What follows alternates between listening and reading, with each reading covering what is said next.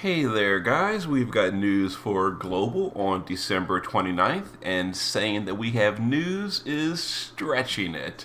But this week, joining me to discuss it is Livedili again. So, say hello, Liv. Hey everyone. So, this is definitely one of the big banners that I'm glad to have you to discuss because we're going to be in depth talking about this unit for at least half an hour. So, tell me all about Silent Knight Charlotte, Liv Dilly. Is this like the next meta tank to replace Chow? Absolutely. That 60% general mitigation on her provoke is so meta. I can't believe they did this. It's a 1 year old unit, and her kid does feel like a 1 year old unit. And even when she was brand new in JP, she wasn't exactly like, impressing anyone. But she has the kind of almost like giveaway style banner. So it's, I didn't do the math. Let's see, 500. 18, Oh, am I doing it wrong? Oh, God, I'm so bad at math. You're right, 18 something. 15, 18, 19, 19,500 lapis. Okay, and that will give you the guaranteed Charlotte, and then 100 shards, and then some bonus stuff. But notice there's no like summon tokens or anything, so there's no Yeah. summon shop. So this is it, and I'm assuming like Riku and all that had the same format. You can't keep going after this banner, so this is it. True. That's not even EX plus 2 then. Nice one, Gumi.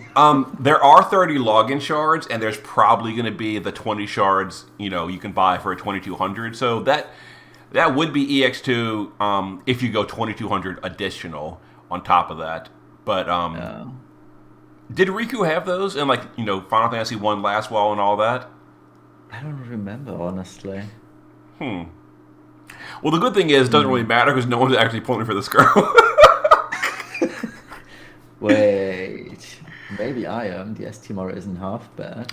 That is true. That is true. I'm making jokes, and she does have a little bit of value every now and then. Like she may not be the most meta unit ever, but she's really not completely worthless.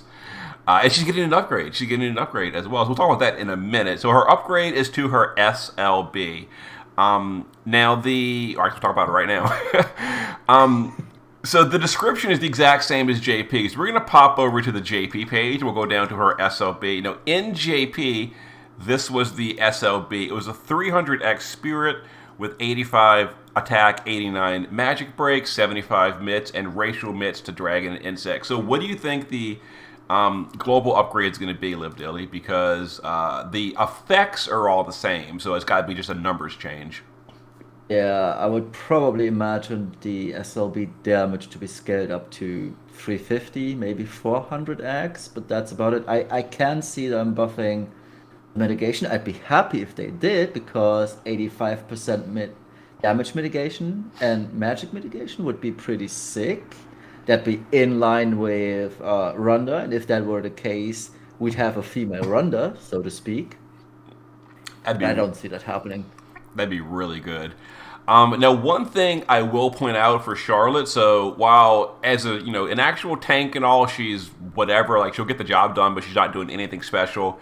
The one thing I will point out and has given me new appreciation for this is racial mitigation. So like a Oh unit yeah. like Hyuncle, who I would have never said will matter, all of a sudden is like an MVP this Clash of Wills, strictly Uncle because is of his the racial uncle. mitigation.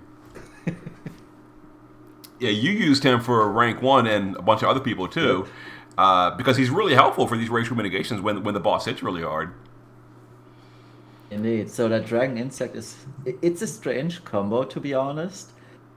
And who knows what Gumi is going to do next for Clash of Worlds. What should be dragon insect next month? That would That'd be be so fun. that would be terrible because I don't plan to pull this girl. uh, but like you mentioned, her STMR is really good. So tell us about it. It's let me scroll up real quick. It's Oh, you know what? I will it's stream my so stream that I was supposed to do earlier. It's a one-handed mace, if I'm not totally mistaken. Yeah, it is 1.1 to 1.2. It has 231 spirit. I mean, it being a one-handed weapon is kind of whatever, but the effects are cool. So the first one, the Twinkling Winter Stars, is 100% HP and SPR when equipped with a light shield or heavy shield, which is pretty nice already, especially when you're just trying to bulk it up for, say, Clash of Wills. We all know Minty Beam, we all hate it, so that's pretty cool. And it's also fire, ice, lightning, water, wind, earth, light, and dark resistance by 20%. Same effect with heavy or light shield, which is pretty nice, honestly. And I do like these weapons, unless you cannot wear them, but it should be possible. It's a mace. It's pretty good for bulk, and especially cool for bosses such as the current one. Do you know if Esther can wear this? Because this would be great on Esther to give her some magic bulk. Let me Yeah, quickly I'm not sure if check. Esther. Cause I checked earlier, and I know Chow cannot wear maces, so he can't use this. Someone else I checked, and they couldn't use it. Ash could. I forget who else. Esther can actually, yeah. Oh, so this would be a really good for when Esther is omni covering. This would be great. Yep. Very nice. So that's a good That's why perk. I'm getting one. And then the Trust Mastery is not anything special. It's a clothing with 100 spirit and some killers that you're not gonna put in your tank anyway. Oh, well, Esther can't wear this. It's exclusive to Magic tanks. Oh no! Oh, and you're right. She doesn't have that tag in the shift form, huh? Oh, Oh, it's the dream. all on Hyankel. The dream is dead.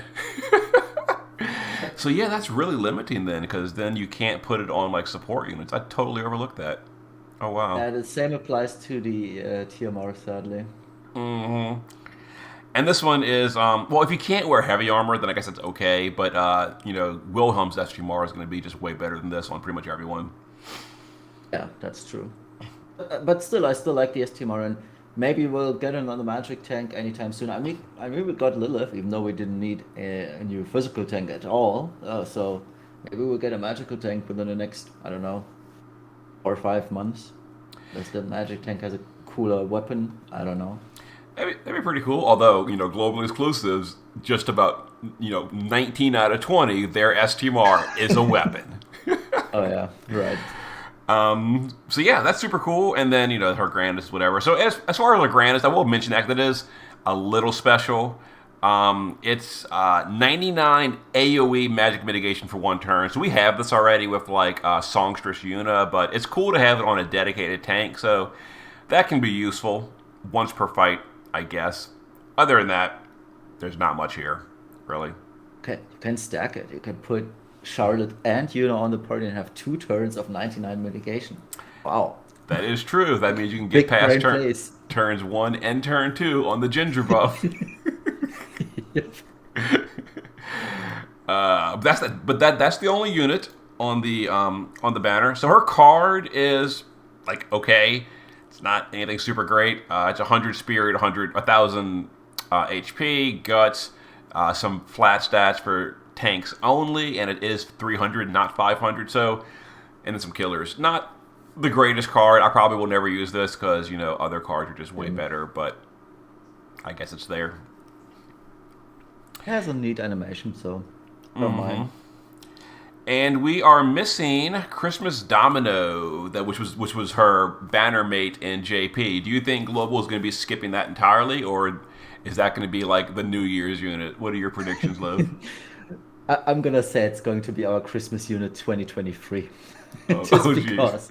A DPS unit 2 years late. That would be on par. Yes. Would sound like a mana collaboration. Oh wow. And then the event is Final Fantasy VII Remake. I think this came out with Cloud and JP, and they're like stretching it on global. It's not I anything was special. wondering what this is. Yeah, this was like Cloud's event. I'm 9 out of 10 sure. And on global, it's just a MOG event. You get some gear. The gear's not anything special. This accessory gives you Dispel, which I guess if you can't fit Bushido Freedom or something, whatever. The bonus units are, the Clouds and the Charlotte, and the EX fight is just for bonus currency. It's like that box farming Mog event style. Okay. And yeah, that's kind of it. This was the filler event during the Cloud Vision World, which was like the main event, and Oh, I see. they're stretching it to make global more content for the holidays. Not much more than that. And that's the whole news for the week. So the only other big thing currently is Clash of Wills. So we're gonna discuss that for a moment. So Oh, hold back. You forgot one thing. okay, what's that? Also got the super important update to the bonus present ticket summon. That is Which now true. has Let me pull it 800 up real quick. lapis instead of 500. So for all the whales, there's more. Let's check this out. There we go. That is true.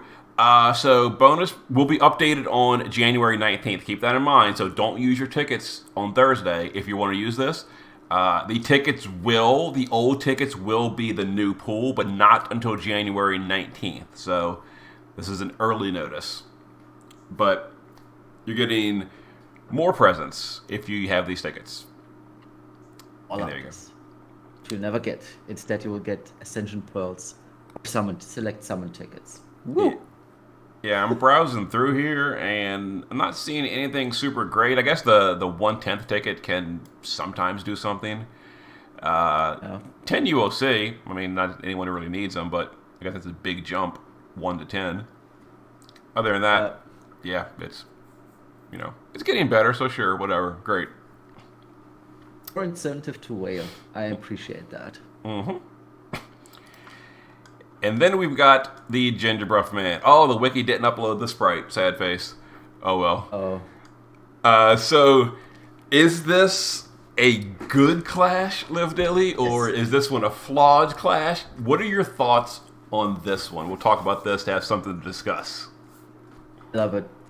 Not only for the tiers, but actually I legitimately like this boss in all of its glory, just because it's hard for once. Like the latest or the last 3 or 4 Clash, they were just pushovers. You would just go in, and for me personally, I went in on the last 3 or 4 and had it done within an hour. And I felt that was very, very unsatisfying for a boss that is only once a month for a 2-week period. I'm hoping to bash my head against for hopefully hours on end just to figure out how to approach it. And this was exactly it. It was dangerous to the tank until I found out that Yunkel can just pretty much negate it all. And even when I had figured it out, it wasn't that easy to do. Now I went back, did a lot of optimizations to the team, and came up with a strat that actually works. So I was super happy to have that feeling of progress of this whole 2 days period where I was trying this fight, and I really enjoyed it. I mean, yeah, it's a lot harder than it was from the last week, and I would appreciate if the devs could just flatten the curve of difficulty a little bit and not just spike it up that much. Maybe it was an oversight that Minty Beam and Gumdrop Kick were uncapped, spammable by the boss, but I didn't mind it as much as you did probably, because you didn't have Uncle Hyankel, but otherwise I felt like it was fine. Oh yeah. We've seen Resnut, for example, did a Shadow Lord clear, which perfectly works as well. So it was maybe us that didn't have the right imagination, but I mean, once we figured this out, it felt a lot easier and well more balanced.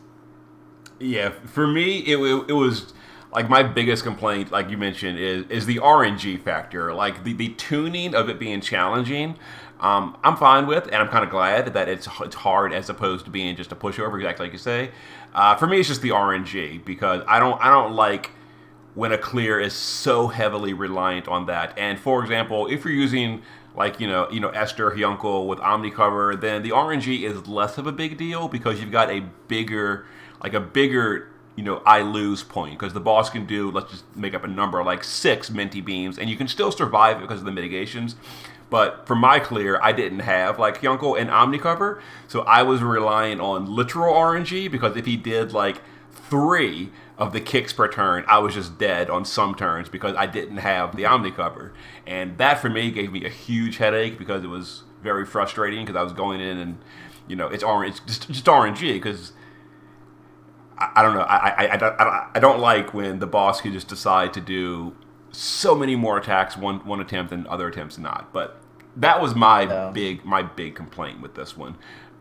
The damage tuning, it's extreme, and you need extremely powerful units. I think that's relatively okay for Clash of Wills to have it be so tightly tuned for really high ceiling for damage cap. I'm not really a fan of the way it's narrowed to like realistically 3 or 4 units period, and all the rest are just because of the whole defense thing.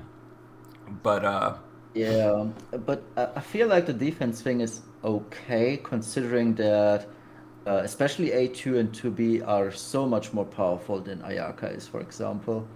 Um, thing with the defense stuff is that you can work around it because the boss only applies Sugar Rush 3 if the defense break persists throughout the turn.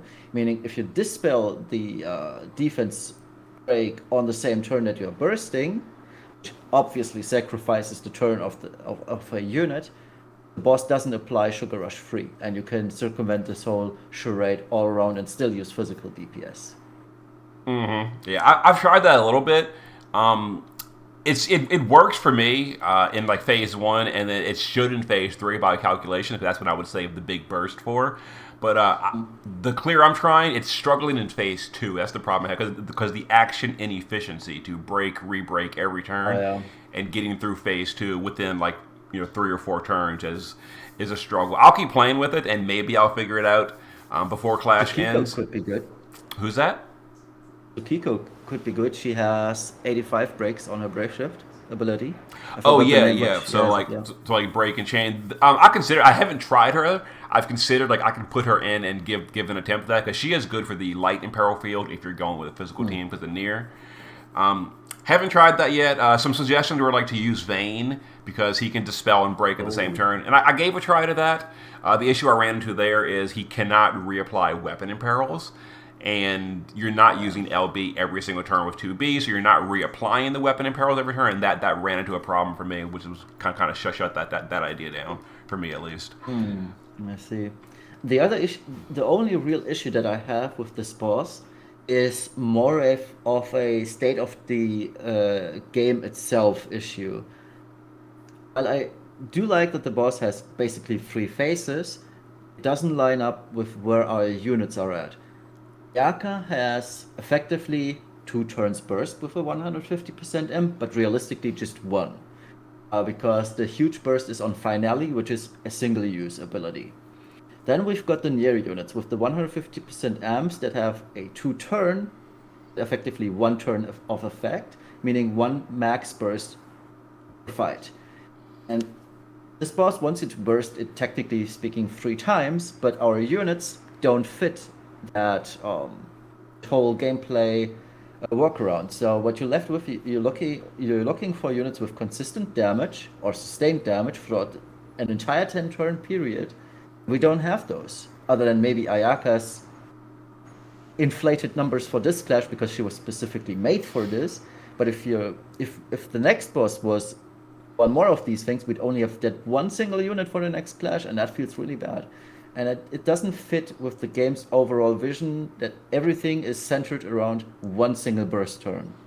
I feel like either we need better units that do more stuff, or the clash bosses have to get nerfed into a one burst and it's Gucci. I feel like I Yeah, would I would like it to be the first case scenario where we have actually good units again, rather than bosses being dumped down. yeah, it definitely feels a little bit like the unit team and the boss team don't really talk to each other because exactly like you say, the design doesn't fit the unit design. The boss design doesn't fit the unit design. Same thing on like tanking. Yeah. I've people have heard me frequently say I think it's absurd that Lilith only has like 75 mitigations when the bosses are demanding like 85 mits on top of like 80 racial mitigations. Like when you're having this level of incoming damage, you need survivability, and our clash units aren't there. Like Maeve has horrible mitigations, Lilith has really bad mitigation, Chow has horrible mitigation. I mean, Chow is an amazing unit, but not for his mitigations. They're just low, and that's a problem. We're having to go to like the JP tanks, like Ash, Cecil. We're using Hyunkel for the mitigation, all this kind of stuff, and Runda is obviously just been around for like 4 or 5 clashes in a row on various teams because our global units are not. Our unit design is not matching the Clash design. Like when Clash demands this level of MIT, we need our units to have that, and global units just don't, and that's a problem to me. And adding on top of that, units such as Lilith also dumped down from previous Omnicover tanks, Esther and Chow, to only have a single turn of Omnicover. Like, this is global we're talking about, and we're getting units on a JP power level. I don't understand what is going on with the unit designers anymore. They had no issue in giving Esther permanent Omnicover. They had no issue in giving Chow an Omnicover. All of a sudden, for Lilith, it's an issue, and she can't have that. I wonder why. It makes no sense to me. Both Chow and Lilith are time limited units. Chow got the permanent Omnicover if you can sustain LB gauge. Lilith doesn't. Someone please explain this to me, how this is a reality. Yeah, I don't know. Craziness. But, in a few days we'll be getting our bulletin for January. We can see, a preview of the next clash, and we'll have to see if we can finally use our near units again that we pulled for. What should be another mage, and it'd be another huge mage fight. Oh god, mage fight that you can't use light on. That'd be great. Or mage fight that you can't use ice on. That would be the best. That'd be the best indeed. I'm telling you, Dark Vision's already giving me the feel that we're playing Final Fantasy Mage Exvius, so I really hope that Clash doesn't follow suit. But thanks for joining me again, Livedili, for a relatively light news week. I think we made it a little bit more interesting than it would have been otherwise. Hope so. All right, so see you guys for, really for nothing on Thursday. There's nothing to record. I guess maybe we'll do some more Clash of Wills video at some point. All right, see you later. Yeah, bye-bye.